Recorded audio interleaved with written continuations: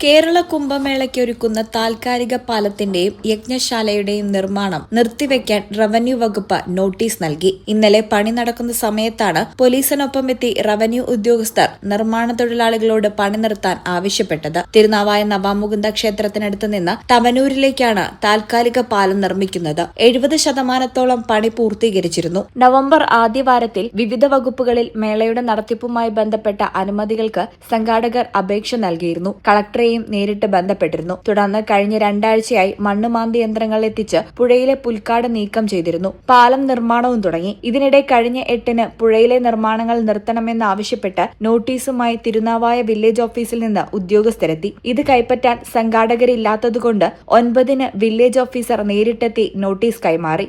ഇതോടെ പുഴയിൽ നിന്ന് മണ്ണുമാന്തി യന്ത്രങ്ങൾ ഒഴിവാക്കിയെങ്കിലും പാലത്തിന്റെ പണി തുടർന്നു. ഇതാണ് ഇന്നലെ എത്തി തടഞ്ഞത്. നിർമ്മാണത്തിന് അനുമതി വാങ്ങിയിട്ടില്ലെന്നാണ് കളക്ടർ വ്യക്തമാക്കുന്നത്. ഈ ചാനൽ തിരുനാവായ